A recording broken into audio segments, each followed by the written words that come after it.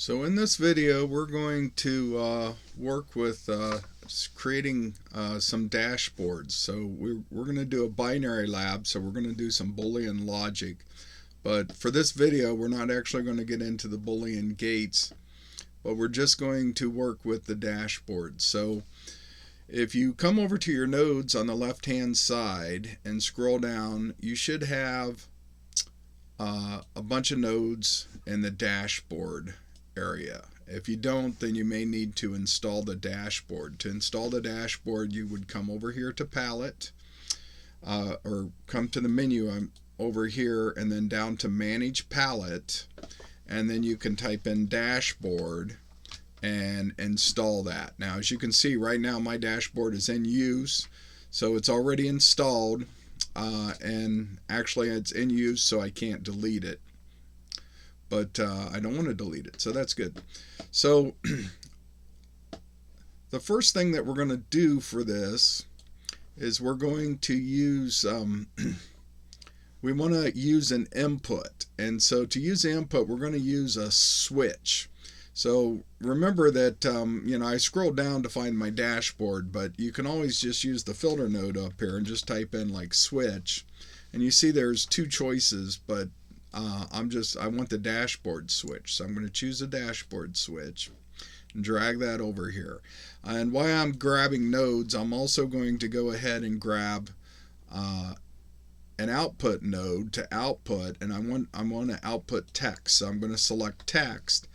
And here you can see actually under dashboard I have a text input and a text output. You can tell the output because the output only has a connection to the left.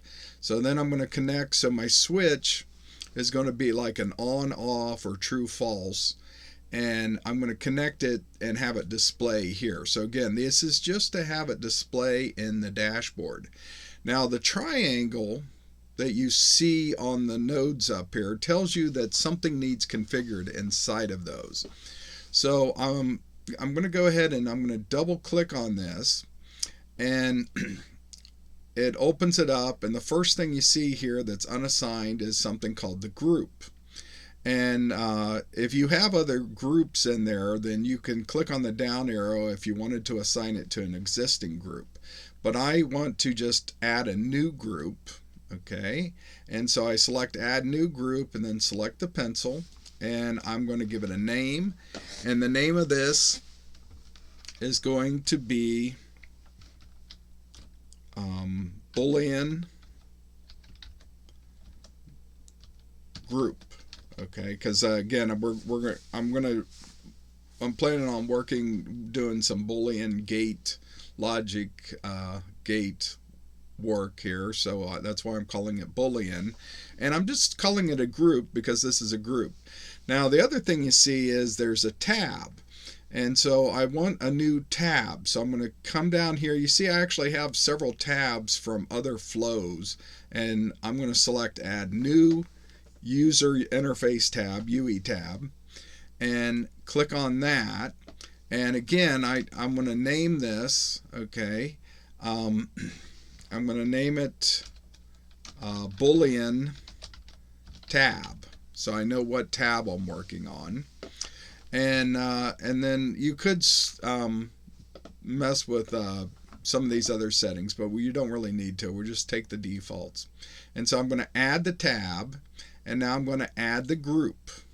Okay, so here is my switch. Now later on, because I'm going to be working with Boolean gates and stuff, I'm going to need multiple switches, but I'm just working with one here. But I'm going to go ahead and name it input A, and later on we'll want to add like an input B, so we have multiple inputs. Okay, and then the other thing that we want is the type. So this is a switch, and it knows its switches are on or off, true or false. And so, but I want to send it, I want it to be like a string. So down here, I'm going to choose AZ string, and I'm just going to name this result. Okay. And so I'm going to name this, I guess I'll make it lowercase. But So I'm going to name that as result. And again, there's like an icon that you could choose or something. Now I put the label as input A, and so it'll also make that the name if I don't assign a different name.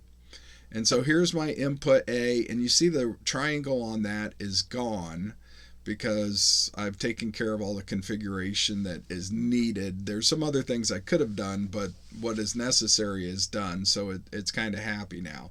But I still have it on my text box. So I'm going to double click this. Now I want my text box to be in the same Boolean group. So I'm going to select Boolean group there. And I'm going to label this as my output. Okay, and when, a lot of times when you're working with Boolean gates, you use an output, we call the output Q. So I'll just call that output Q. And so I'm going to say done there. I've already connected them together, so I'm going to go ahead and deploy this. So I click on deploy, confirm that.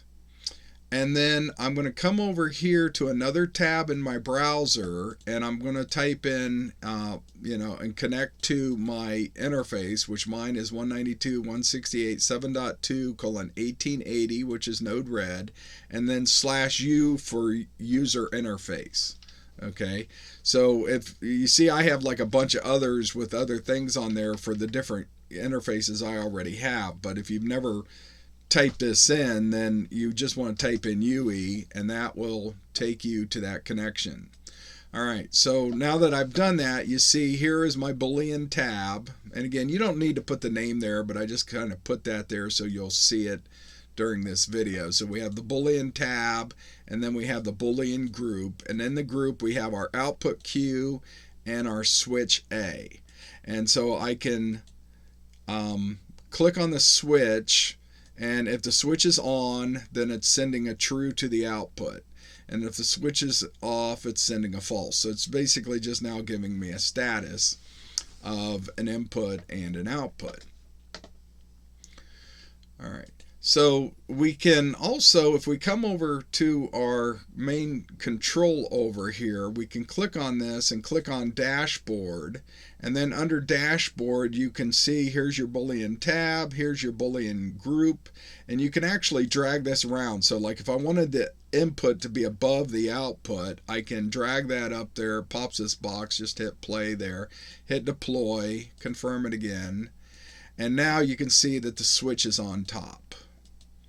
Okay, so again, to get to that, I just came over here, I selected this drop down, and I went to dashboard, and then I'm able to see all my different dashboard settings here, and we can see my group and my tab. Like I say, I just kind of named them that so I could do that. And you can also like add or edit those settings by clicking these little boxes over here. If you want to get back to your flows and see all your different flows, you can click I. Remember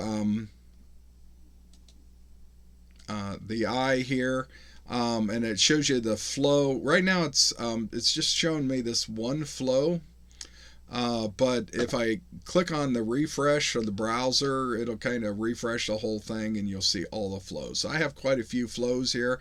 Notice most of these are disabled, and so I just like this, these two are the only not disabled. So you can see over here these ones that are disabled, and then this request data, that one is not disabled, but if I click on it, now you can see that that one's disabled. So I kind of recommend, unless you have a reason to actually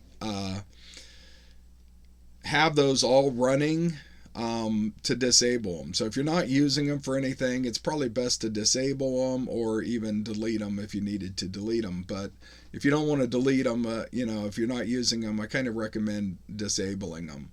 So, and then confirm your deploy, and then you can come over to your dashboard piece and test it.